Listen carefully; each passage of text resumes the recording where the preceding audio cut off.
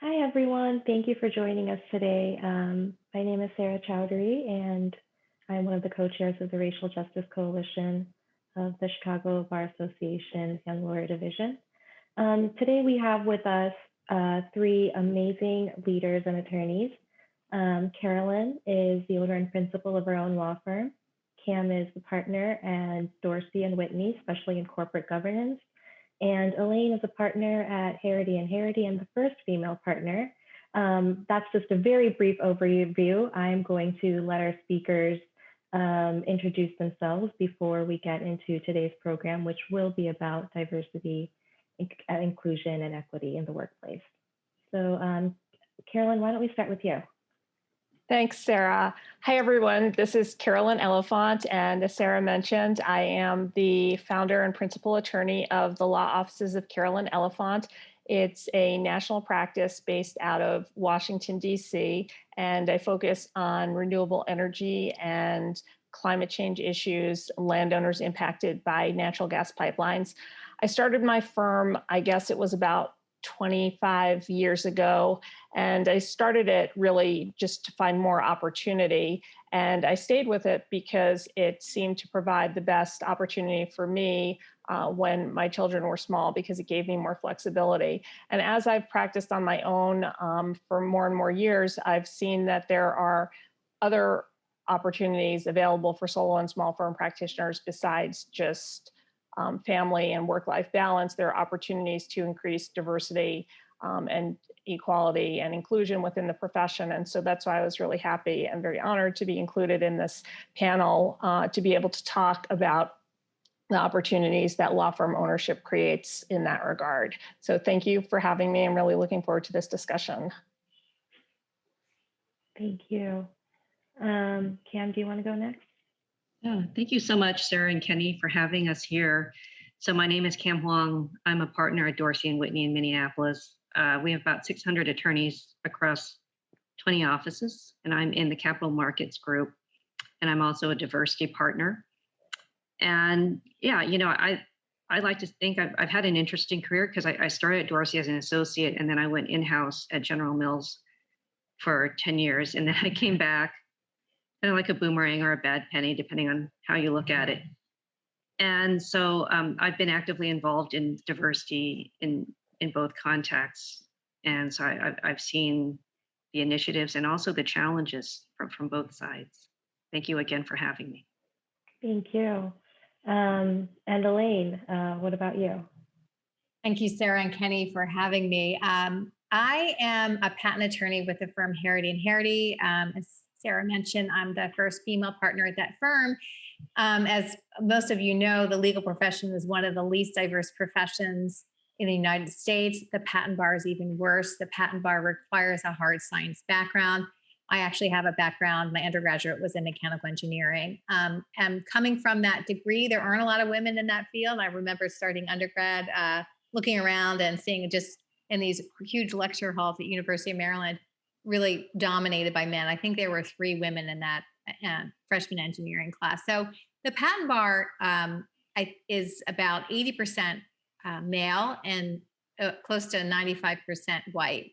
And so that's a huge interest in our field and trying to change the numbers with regard to registered patent attorneys. You have to have a hard science background to, as Kenny knows, because he's a patent attorney as well, you have to have a hard science background to sit for the patent bar. So that's unfortunately been curtailing the amount of attorneys that can practice in this area. So we are at our firm trying to expand the scope and the patent bar by recruiting people at younger ages to get into STEM and then proceed into a career in law. So it's very important to our firm, and we're excited to be part of this great panel. Thank you. Thank you so much for that. And we'll get more into patent law and how we can really focus on getting more people, more women into science backgrounds later on. But the first thing I want to start with is, all of you have been practicing for a while. How has the client base changed since you first started? And how have law firms stepped up to meet the needs of a more diverse client base? And Carolyn, why don't we start with you? Sure. So I wish I could say that the client base has changed in my field. I practice in the energy field, which is a somewhat conservative practice area. When I started, many of the clients were older white men, and today much of that remains the same. I will say that in-house at many utilities and some of the larger trade associations, we do see more women who are becoming clients who are stepping up in those practice areas. And so the face is changing a little bit on the in-house side and the trade association side. And these are organizations that do have huge influence in the industry. But it's very unusual to see younger people of color in positions of power within larger incumbent utilities.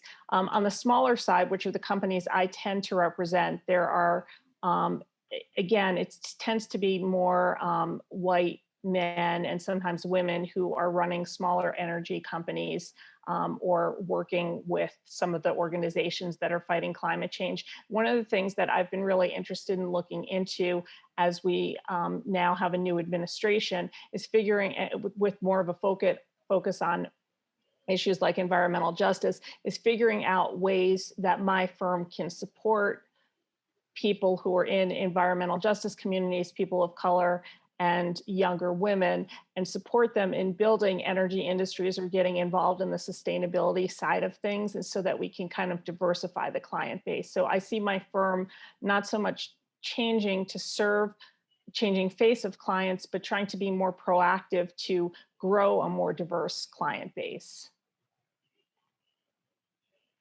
Okay. Elaine, what about you? What do you think? And has the client base for you changed? Because you said recently that the attorneys haven't changed. Have you seen a change in the client base at all? So the client base is changing. And so we are seeing a bit more diversity at some of these big companies because they're really being mindful about who they're recruiting into the company. So I think there's more diversity at our clients and our companies that we represent. And they are instrumental in helping other law firms move the needle. They are really looking to see what attorneys are working on their cases and what the diversity looks with respect to those attorneys. So I do think it's changed somewhat.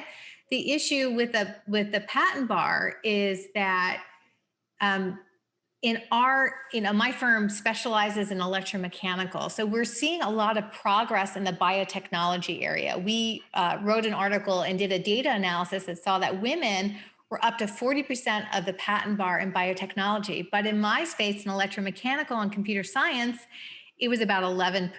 And that can affect companies as well. Certainly companies aren't seeing the diversity they want with regard to this specific technology areas that we represent. But there's a concerted effort and programs within these companies to, number one, make sure that they're recruiting diverse engineers, but also that they're retaining them. And another issue is that a lot of the diverse inventors or designers aren't being listed on patents. And so now companies are having to develop programs to determine the root causes of why these women who are designing these products that are worthy of a patent aren't submitting their ideas. And so that's another issue that companies are concerned about. So we have seen it become more diverse. It's not as diverse because, again, I believe the number is there's about 30% of the workforce in STEM are female. So that number is still not to parity. So I think there needs to be programs to engage our diverse community, including women, because they're minorities in the field of STEM, and to have programs to really teach them about STEM and get them interested in engineering where, they've been discouraged in years past.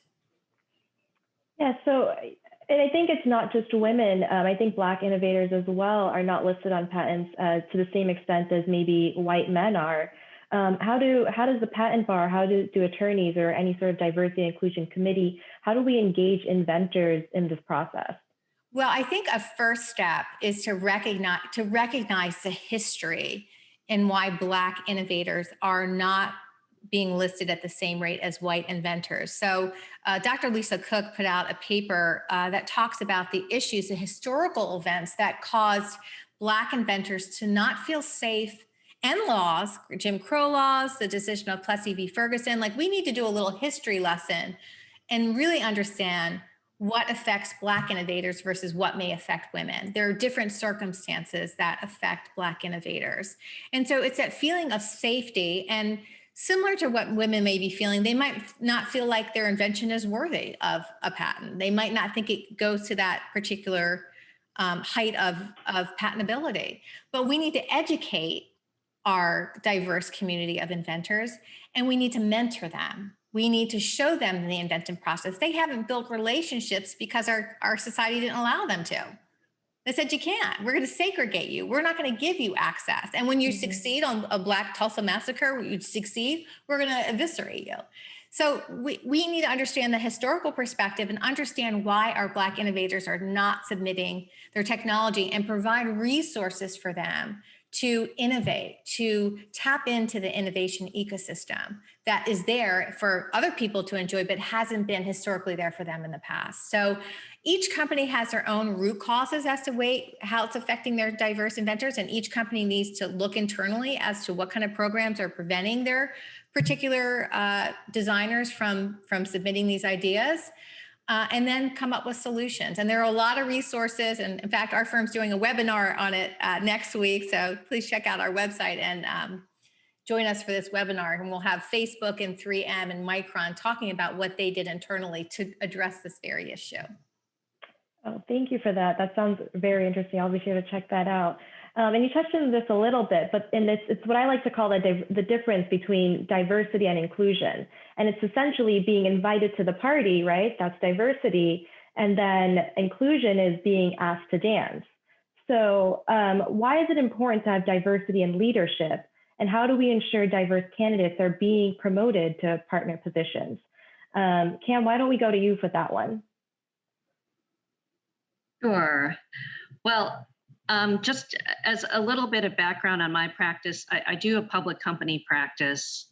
And so, back to the question you asked before, have I seen the client base change in the last 50 years? Anecdotally, I have. And I find that the client base I was working with when I was an associate was a lot more homogenous. And since I've come back to the firm, particularly in regards of gender diversity, that has changed, less so with ethnic diversity, but I do think that's also changing slowly but surely. I agree with Carolyn and Elaine, there's a lot more to be done there. But just to check my personal experience, I did actually go to a Spencer Stuart survey from 2018 about the demographics of the Fortune 500 GC community. And so, I'd ask each of you to step back and think, okay, if you were to guess what percentage of this community were either identifying as female or as an ethnic minority, what would you guess? So the actual demographics turned out to be, for female general counsel, it's 28%, which was, as I said, a ways to go, but it was higher than I thought. Minority general counsel, still 14%. Mm-hmm. But then what we see, if we look at the new class members, if you were to look at the GCs who are stepping into the role in 2018, a full 46% of those attorneys are women, and 16% are ethnic minorities. And so the rate of change maybe isn't what people would hope or expect for, but it is changing. And I just emphasize this because it means that lawyers, wherever you're practicing, whether it's in-house or at a firm, it calls for a cultural agility more and more so. And being able to work with people who have different perspectives and background and experiences and viewpoints, and being able to, synthesize those viewpoints and, come to productive conclusions and really to negotiate among different people. And that's something that definitely our law firm has recognized, and we're really trying to work on, because the futures of the leaders of tomorrow, they are going to have to be culturally agile, right? And so, to your specific question, Sarah, I mean, how do we get people into leadership? I do think, one building block of that is starting by building diverse teams to work with clients and making sure that people get credit and get recognized for their contributions to those teams. Another component of that is allyship. So pairing, younger attorneys or diverse attorneys with attorneys who can help them in their development of their careers and help them take that step towards leadership. And as I worked on diversity initiatives, both in-house and in law firms, just one challenge, honestly, has been making everyone see that diversity is extremely important, to us as a business, but also to our country. And so also recognizing that diversity work takes time and emotional and intellectual energy, and people need to be recognized for that. And so what we did a couple of years ago at Dorsey was to implement a diversity hours policy where attorneys do get credit that is equal to billing credit for working on diversity initiatives. And it was quite eye-opening, actually, to see that between the year before the policy and after, we saw a significant increase in the amount of participation and also a broader base of participation in diversity initiatives. And so the number of hours devoted to diversity increased by 300%. The total diversity hours recorded by male attorneys increased from 126 hours to over 1,000 hours at the end of 2019. And we also saw similar trends with Caucasian attorneys. And so it goes to show it's something that I think we who work regularly in the diversity sphere recognize. It is hard work, and it is like a second job.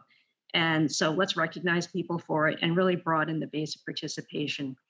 So, diverse team building, allyship, and also getting diverse attorneys more involved in the governance of the firm or whatever, workplace they're at. I do think that is a key building block to making sure that there is a diverse leadership in, whether it's at a company, in-house department, or at a law firm, or wherever you're working at. So those are just some of the initiatives that we've started at Dorsey. Yeah, Cam, you gave us some numbers a little bit ago, and I think you had said 16% for was it for women, or did you say for people of ethnic backgrounds? Oh, the new class of GCs, yes. Right. Mm-hmm. That's 16%. But I mean, and I know you said that, maybe it's not progressing at a rate that we'd like it to, but it's still progressing. I wanted to ask a question. How does the model minority myth work in large law firms? And how does that how does the perpetuation of that myth hinder different ethnic minorities from maybe advancing at the same rate as their counterparts? Yeah, it's a great question, Sarah. I do think all of us, regardless of our background, we're fighting against some preconception or other, right? And so for Asian Americans, the model minority myth is a very real challenge. And so, hey, I'm never going to complain about being called smart or hardworking. I don't think anyone would. But the problem is often if that description is not based on someone's actual knowledge of me and my experiences and my abilities, it can also come with additional stereotypes. And so people could say, oh, well, Cam is smart and hardworking, but, and there would be a but. We're not sure that she's, leadership material. Is she aggressive enough? These are also stereotypes that are the dark side of the model minority myth. And what I'd also say about the model minority myth, and this is something that, truthfully, it's something I only recently learned to appreciate, is that, it often isn't perpetuated to support or to raise up Asian Americans. It's actually a myth that is used to put down other minority and ethnic groups. And so that is quite insidious. And so I really do encourage people to kind of take a deeper look at all types of stereotypes, whether or not they are considered, positive or negative. Yeah, and I think that's what makes diversity work so difficult, because it's a constant process of looking internally at ourselves and asking ourselves, what biases do we hold? and how are they coloring our view of the industry or our clients or just the way that the firm functions. I want to go to, Cam, you gave some great advice as to how large firms work and how they can work to increase diversity in their leadership and just all across the board. Elaine and Carolyn, you focus on smaller firms and providing them with mentorship and resources to grow. How is this approach different logistically from Cam's efforts, which are to hire and promote diverse candidates from within? Well, I can take that. So we're a little bit, Carolyn, I think are you a solo practitioner? I'm the principal attorney in my firm. I have staff, and I rely on contract attorneys for support.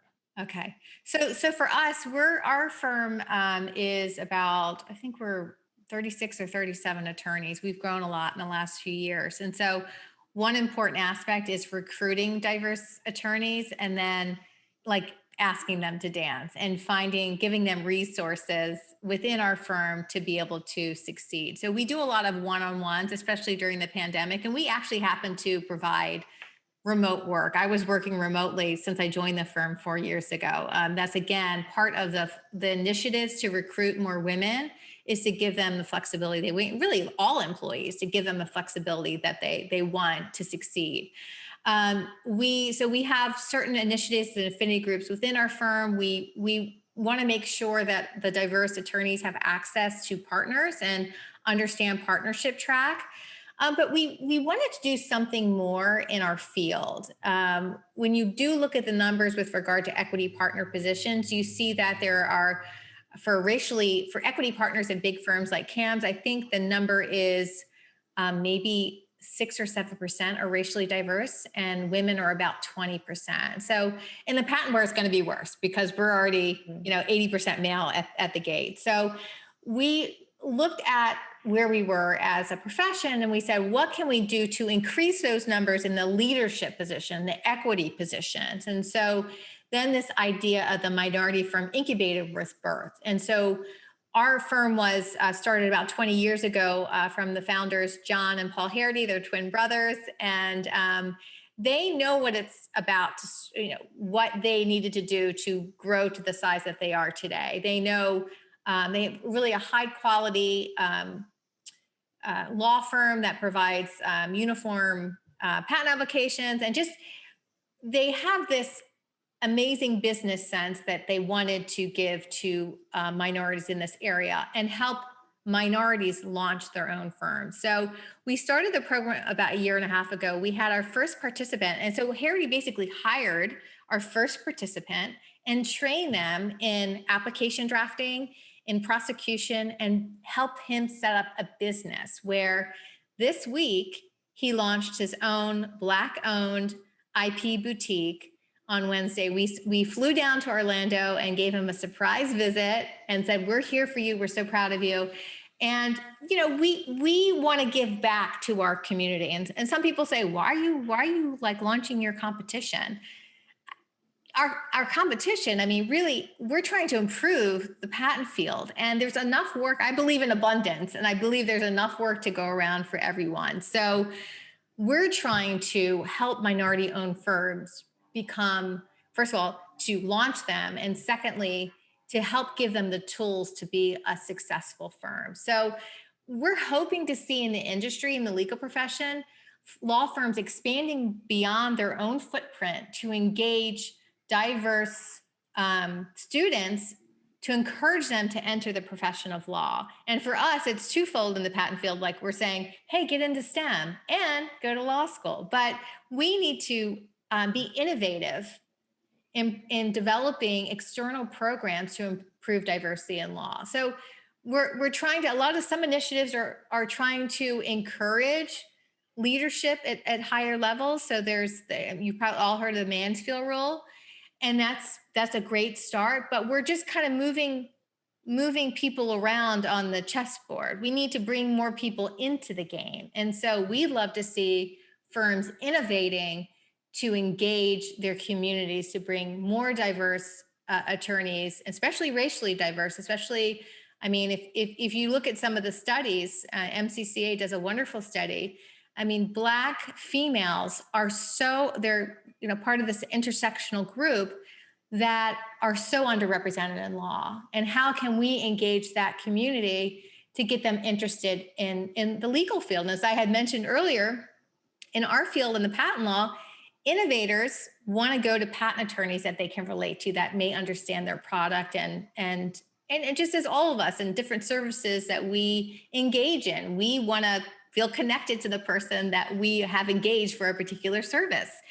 So just in that same way, we think that innovation will improve with regard to diverse inventors when we see the patent bar improving. And also generally as a legal profession, let's make it more diverse to provide, as every study has shown, just a better work product and just really just a better profession as a whole.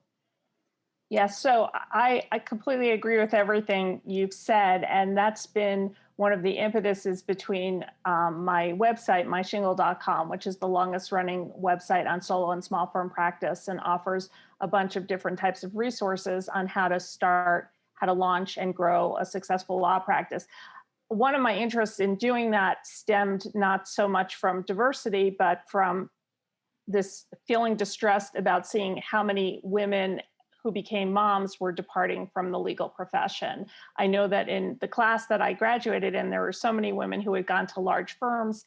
They were highly qualified. They were on law review, and as soon as they had their first child, for whatever reason, they left. And in some cases, it's choice. And in some cases, it's a choice because you weren't being accommodated at your firm. And so there was never sort of a third option that was offered, which is that you could start your own firm as a parent, and you could start that firm and you could set it up in a way that accommodated the lifestyle that you wanted to have, and also to practice the kind of law that you wanted to have. And so one of the things that I have always made available at my blog and through some of my writing is showing women how this is something that could be achieved. And I think it's important because as these women who are moms who start firms, they will often hire other moms or mothers to work for them. And so you create an ecosystem. And it's the same thing with minorities or with people of color who are starting law firms, who also will hire diverse staff. And that's the second area where I feel that being a law firm owner really allows for change, because we enhance diversity not just by hiring diverse attorneys, but also by relying on diverse vendors. So the people who I use for marketing or for web design, or that firms use for all types of other types of services, paralegals. It's also important to be able to draw on diverse vendors who can serve your clients as well. And so as a law firm owner, I have the ability to pick and choose from that. And I've tried to compile resources to make it easier for other people to do, because unfortunately, sometimes people just don't know, whether it's because they're not paying attention or because these services are not widely broadcast. But it's really important to also, as we saw after the Black Lives Matter movement, to be able to support Black-owned and diverse businesses and help them grow so that they can also give back to and create this ecosystem where we reach a point where hopefully we don't even have to think so hard about diversity, because we just do it, but we're not at that point yet. So I think that that's another way that as a law firm owner, I can help to kind of make sure that we continue with this effort of increasing diversity throughout the whole ecosystem. Great, yeah, thank you. That was both of you. That was an amazing answer, and I had a chance to look at what the programs that you guys both do, and it's really amazing. I recently read this book. It's called Brave Not Perfect by Reshma Saujani, and she started a company where she gets girls into coding, because she realized that, and she's an attorney as well. That's her by profession. And she realized that women are less likely to take big risks unless they're sure of the outcome, right? We're less likely to be brave. We're more likely to focus on being perfect. And I think a lot of our education focuses on that as well, right? So we're less likely to go out and hang a shingle, right? I'm thinking about the number of people that I know who, the number of men who started off with their own practice versus the number of women who found a part-time job or, who gave up the practice altogether after they had kids.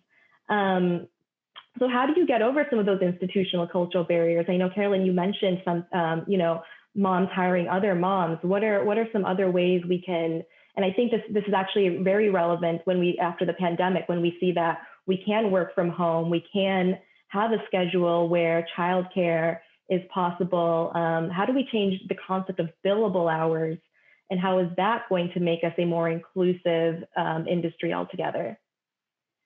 So that's where, again, I think becoming aware of and owning the talents that you have can really be so empowering. I think that ownership can be transformative. And I think it's just important to recognize these talents that you have. And so you come to see that, even if you have your child in the background, if you're a rock star estate planning attorney, people aren't going to care about that. If you're a great patent attorney, people aren't going to care about that. And I do find, one thing that I've always found throughout my career is that my clients were much more tolerant of what I was doing than perhaps some of the people or the powers that be at a law firm or at an employer. And that's the second thing that I found, just as a psychological switch, is that when there's something liberating about not having to answer to somebody. Having to take care of a child or a sick parent is always going to be stressful no matter what. And it's always going to be time consuming, whether you're at a large firm and you have to bill hours, or you're at a small firm and you have to serve clients. But at least when you're working for yourself, you're just answering to yourself and your clients. You don't have to worry about this whole bureaucracy that's going on in the background. And so I think that can make people feel a little bit, it can make them feel as if they have a little bit more control. And I think, feeling as if you're in control or taking ownership are two really important character features or that are very important to people, to women, to being able to have the confidence to do what they need to do. And when I talk about ownership, it doesn't just apply to people who own law firms. Even within a big firm, if you own a particular talent or particular skill, it's going to get you much farther than if you don't acknowledge what you have. So I think that's something that's important for women to do. And I think that can help to give people the push they need. And I want to come off of your point, Carolyn. For those of us who were not brave to do our own law firm, I think that's amazing. I really admire and the fact that you've done it for so many years. Finding a law firm that offers flexibility. For me, I was in-house at Johns Hopkins for 6 years, and I moved back into private practice. People think that's crazy. They're like, why would you ever leave an in-house position? But I found, and I have found for my 4 years working at Harity, is that first of all, their advertisement said reduced hours, remote work, flexible schedule. They were all, those were the key words that brought me in.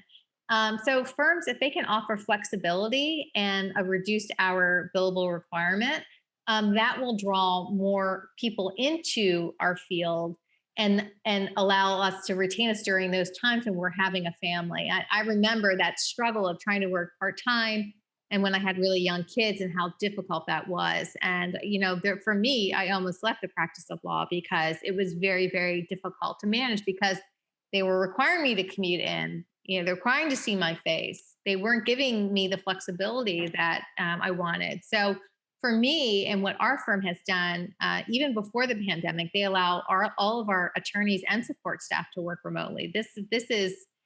This was before all this happened. The pandemic is a huge blessing in a lot of ways, because now firms are seeing, and some are seeing but don't want to see, and they're trying to bring everybody back, but that we actually, like, when you give us what we want, which is flexibility, and be able to attend to our family and attend to all the obligations we have, we do well. When we're appreciated, I know a lot of firms are saying their billable hours they went up.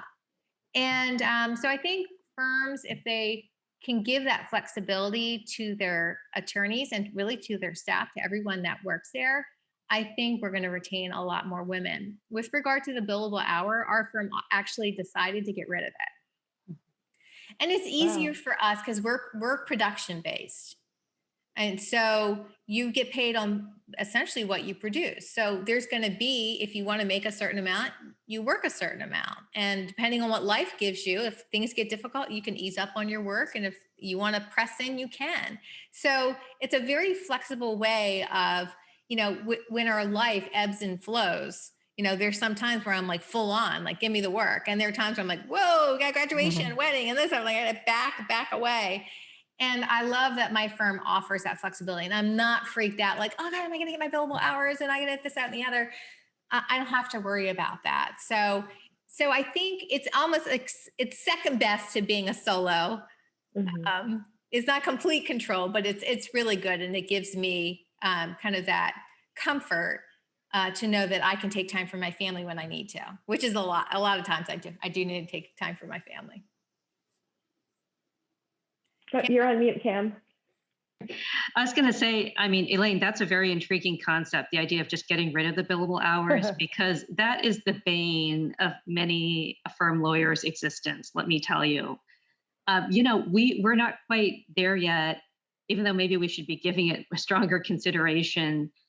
I think where we're at this point is trying to give attorneys more flexibility in being able to work reduced schedules.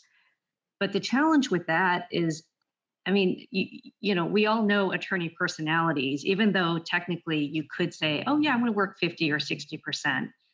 If a client calls, you're going to give them 100%, right? And so it's not a perfect solution.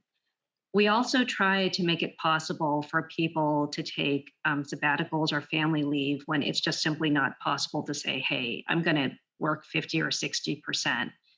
But that means that there has to be kind of a team philosophy, and there have to be other attorneys there to back you up if you decide that you're going to do that. And so, it has happened. I think it's kind of evolving. We're trying to find a better solution. And, something Carolyn said, I mean, really resonated for me too, is ownership, right? And so for you young attorneys out there, you should be working so that your practice doesn't own you, you own your practice, and you're making very conscious decisions about, okay, what do I want to focus on? What type of work do I want to do? And realizing that there are market realities to have a direction where you ultimately want to go. I just think you need that to be fulfilled in the long term being an attorney, because the hours can be really rough. Clients can be demanding. There has to be something about the practice that really sings to you and you really love it, right? To stay happy in it long term. And, just a couple of other thoughts I have about, how do we overcome these institutional barriers that discourage women from staying? It starts way, way before law school or even, college or high school, right? It's instilling girls with a belief at an early age that it's possible to invest in yourself and invest in your dreams rather than building someone else's dreams. I'm worth it. What I believe in is worth it. It's worth the time. It's worth the investment. And also, I think part of the puzzle is convincing, senior lawyers that women should be cultivated to be their successors, even if it means that, our lives demand, work-family balance, as it should for everyone. It shouldn't just be a woman's job. And I mean, that's something that happened for me. There were men who said, you know what, Cam's going to be our successor. I mean, she's taken some kind of unconventional terms. I didn't work at the firm all the time. I took some detours in part because I had family obligations, but they still made that investment in me. And for that, I'm just very fortunate. And that's something that I would want to do for other women attorneys. And I want other attorneys to consider doing, and really just spreading that. Thank you for that. Kenny, do we have any questions for the panelists? Yeah, we do have one who had asked about the name of the author of the book. I think it might have been Cam or Elaine. But we do have one question.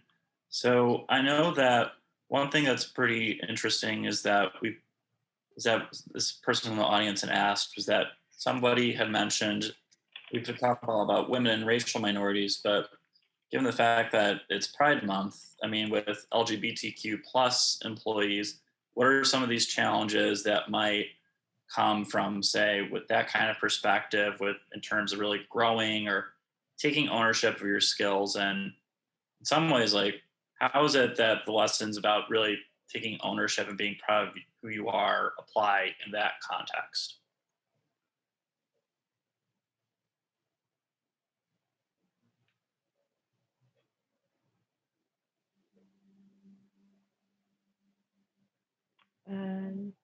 Does anyone want to answer that? It's really, and you're saying, Kenny, really owning your identity and being proud of who you are Yeah, in some when ways, you're in an environment that maybe doesn't celebrate your identity. yeah, exactly. So it's a really good question, and it is very timely. I know that as a law firm owner, a lot of times these are decisions that really hit you directly. If you practice in a community that is very intolerant, you might be inclined to hide your identity because you may feel that it has an impact on your bottom line.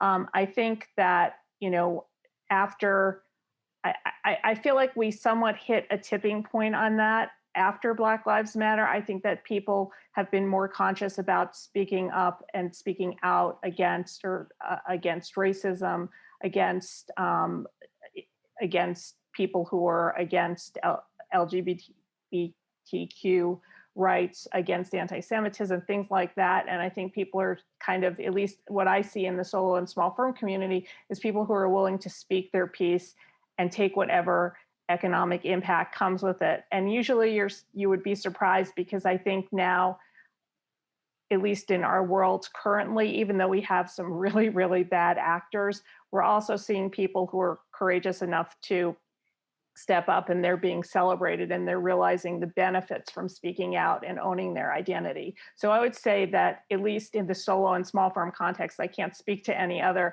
I think it's important to take that risk, not to be transparent about who you are, and to just put it out there, because you will find that there are supporters, you will find that there are allies, and you will also find that you can be a leader. You can be the person who galvanizes a movement and gets other people to, empowers and inspires other people to speak out. So I think it's something that's important. It takes some courage, but I think that you will find, at least again, as a law firm owner, it's something that can bring some rewards with it. Yeah, I definitely agree with that. I think, personally, in my experience, I've noticed that it's mostly ignorance than it is any sort of, and I'm not saying that that people don't have bad intentions, but most of what I've seen is that people are ignorant to cultural nuances that might exist. So, for instance, I have my religious background, my ethnic background. People have certain assumptions about the type of person I am and whether I'm oppressed or not. And anyone who knows me knows I'm a very vocal character, and it's always great to bring that up, especially, in a very, when you're in the bullpen just sitting around and you say, oh, I'm celebrating this holiday and this is what we do. A lot of times I've noticed that people come with certain preconceived notions because they only see what a certain media outlet is showing them, or they only see what their bubble is showing them. So a lot of times, as a minority group, whatever minority we may belong to, we are representing, that group. I am representing what it means to be an immigrant, what it means to be South Asian, what it means to be Muslim. And for a lot of the people that I come into contact with, I will be the first of that. And so in many ways, it's on me to say, hey, maybe this person didn't mean that comment in the way that they did, or maybe they're just ignorant to these ideas. And it's my choice to, bring in a book to a partner and say, hey, let me show you all these things about my culture. And usually I've noticed that when I have done that, I have been met with a lot of gratitude and appreciation. So another question sorry, go ahead, Cam. Oh, thanks. I'll just say, Ken, from a firm perspective, we strive to make the workplace a place where people can bring their authentic selves and just be comfortable, whoever you are. I mean, having said that, I do think that there's a quote unquote veil of professionalism where like we're much more guarded about what we share with clients. And so just to give an example, I'm Buddhist and I've worked with evangelical clients, and I have to tell you, the question of religion doesn't come up. Like they don't try to convert me. I'm not talking about Buddhism to them. And I'm not sure that's going to change anytime soon. We do try to make certain diversity programs available to our broader client base to spread awareness. But I do think, the focus of, or, our goal of trying to make people comfortable at the workplace, for us, it's currently more of an internal project versus one that we're kind of spreading out to our clients. And Thank you all so much for that. I'm sorry, Elaine, just for sake of time. We have a couple more questions. Oh, go ahead. Sorry. Yeah, I mean, but I think you could probably tie this in with the next question, where the next question comes about we have a more experienced practitioner. And a lot of times, I know particularly in the high tech area, that age discrimination, even though it's illegal, is one of the last unstigmatized prejudices that a lot of people have. But it's something that hasn't really been raised or addressed as much. But generally what we have is that, I guess, what efforts are being made to raise awareness about issues that, say, maybe more senior employees face as they age? I mean, I think there's after a certain age, a lot of times people realize that sometimes it's still a lot harder for them to find a new job or to have these issues with regard to aging or elder care even. So I can speak to that as somebody who just celebrated a birthday. So I'm aging myself. I think that, I see, at least again in the solo and small firm market, I see a lot of differences in mentalities and the way people act as they become older. And I find that usually older attorneys who have kept up to speed on technology, who are willing to embrace new ideas, who don't fit some of the stereotypes you would associate with a more experienced practitioner in terms of being, curmudgeonly or something like that. They seem to fit right in, at least, in terms of owning a firm, being able to attract clients. I think that people don't think about age with them as much.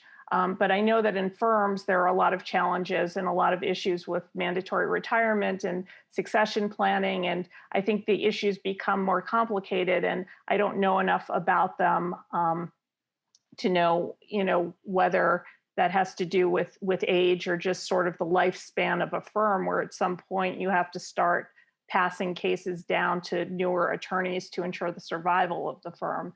But in terms of hiring issues, I mean, I mentioned I work with a lot of contract attorneys, and I've worked with attorneys who are 10 years senior to me, and I've loved working with them because they've been willing to work with me on an equal level. They've brought their best game. They're really smart. So I haven't really had any issues. But again, it was a situation where they were willing to work within my parameters. If we did things digitally, they had to do them that way. And it was a very productive relationship, and I was really grateful to be able to get their expertise and be able to do it through a contractual relationship instead of having to hire them and pay them a full salary.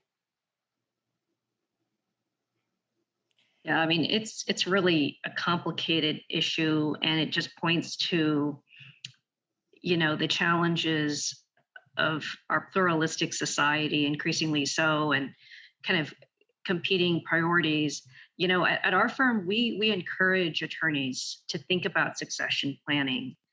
And, I'm never going to say we're trying to discriminate against age, but the way we see succession planning is there has to be a pipeline. It has to be multi-generational, and we have to be bringing people up. It's hard because sometimes those priorities like diversifying the workplace and bringing up newer or younger attorneys can kind of butt up against the desire of more senior attorneys to stay in the because they love it, right? And so ideally, you'd have a situation where there's enough work and there's a kind of a culture and an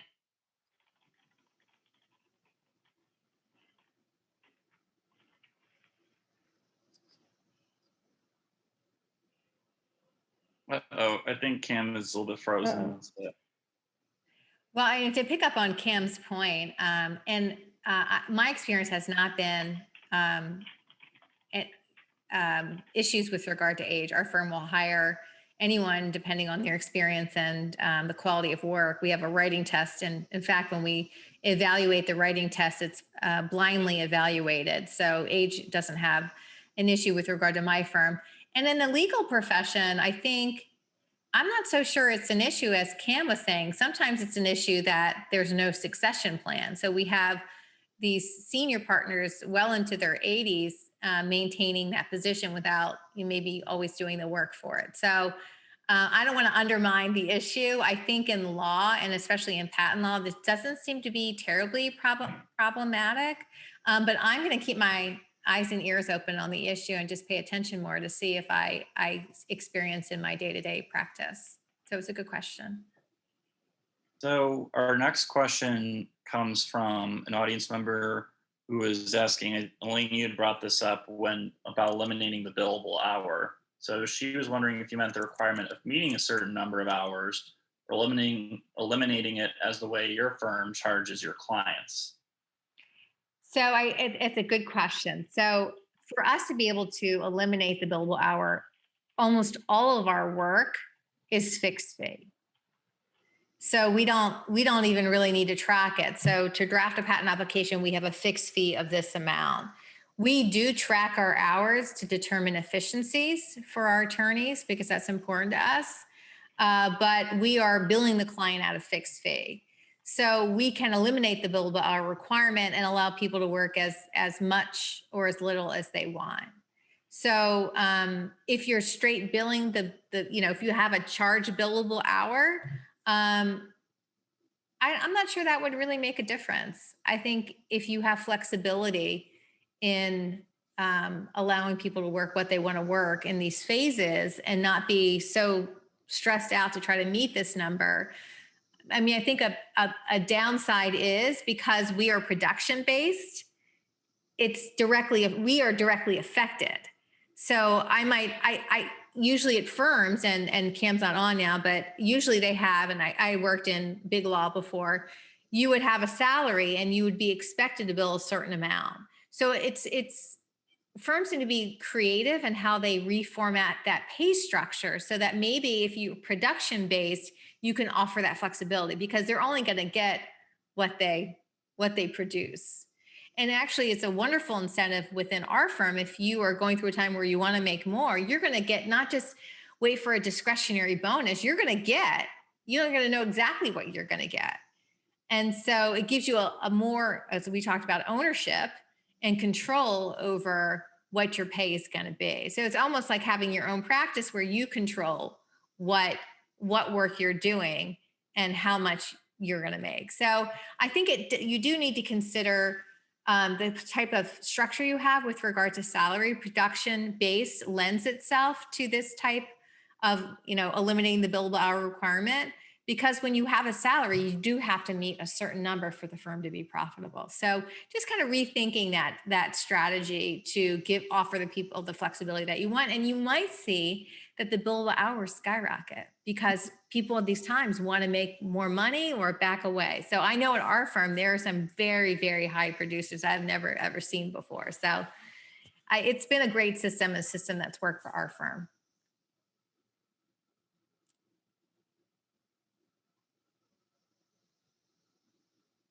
So one thing that I'm a little bit curious about too is that in general, we see a lot of issues with regard to a lot of times there's the diversity reports, and when the reports are almost all doom and gloom in terms of, oh, it's still very low in terms of the numbers, or, oh, there's only a little bit of an increment of an increase with in DEI, it almost seems where it just seems like kind of hard or discouraging because, well, if even after all this we've tried and there's still not really much to do, how can we kind of reframe that conversation or really just challenge ourselves to make what those numbers are, or just even realize like let's keep going or find different ways to approach these problems.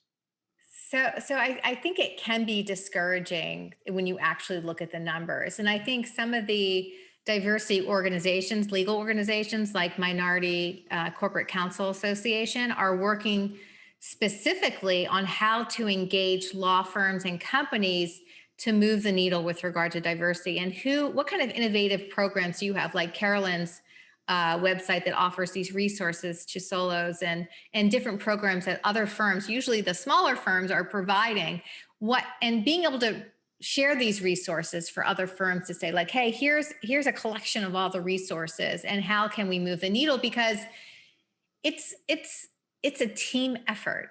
Like Carolyn, her firm, and our firm, we can't, we're just two small firms trying to make a difference. We need larger firms to engage, not just increasing the diversity, like I'm going to get all the diverse candidates and get all the work, but like, how are we going to improve our profession as a whole? And I think the more we share ideas and are committed to it as a legal community, the more that we're going to see big changes, and really engaging in our communities and really trying to have these outreach programs to engage people more into law. There are some organizations, nonprofits, that do that already, but we need more involvement from law firms and all size law firms and companies that have legal departments.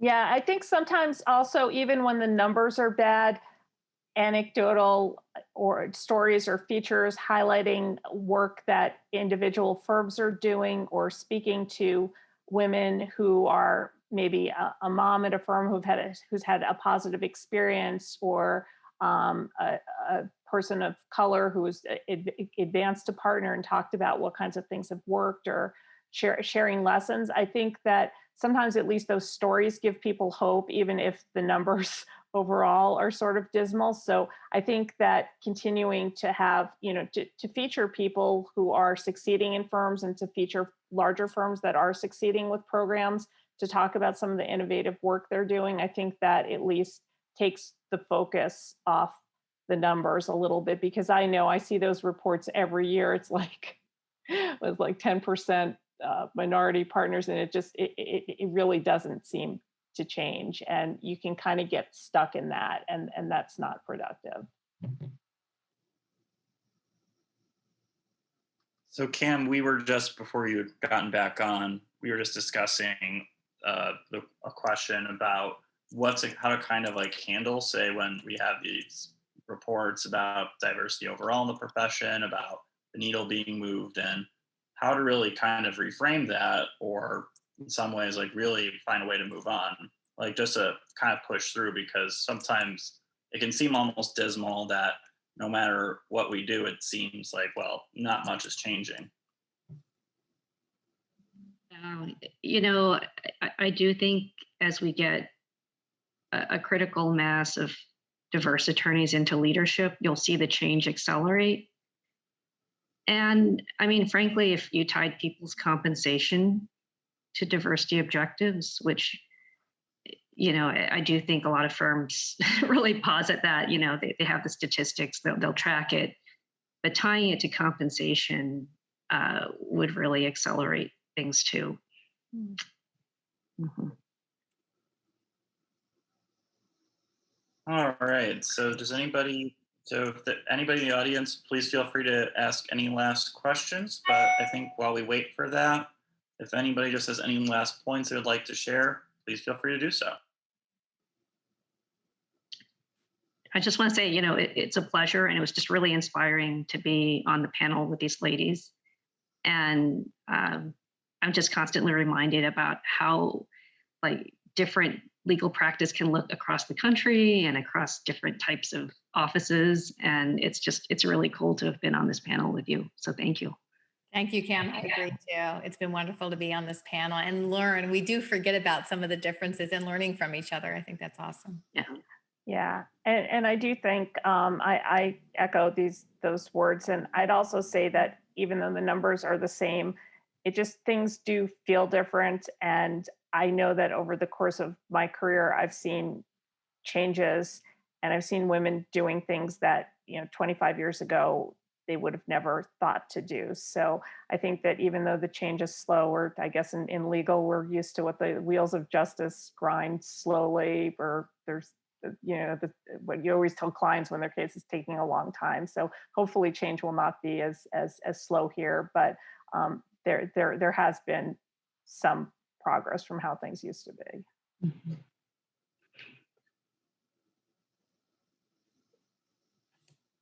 Oh, you're on mute, Sarah. Oh. Yeah, it looks like I was on mute. I just wanted to thank all of you for your contributions. I really learned a lot, especially because I got such a diversity. You really don't hear much from solo practitioners. I think law school tends to beat us over the head about big law.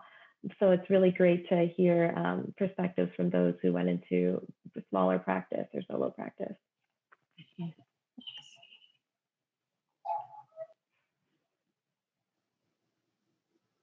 All right, it doesn't look like we have any other questions.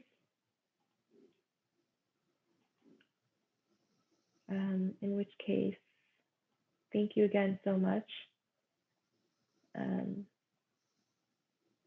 I think that would be it for today. Yep. Yeah. Thank you all Thank you. so much for joining us today. We hope to see you at an upcoming program in the future. The Racial Justice Coalition is now in its second year, and we have bigger and better plans for CLE programs focusing on DEI and all sorts of issues affecting all groups of people.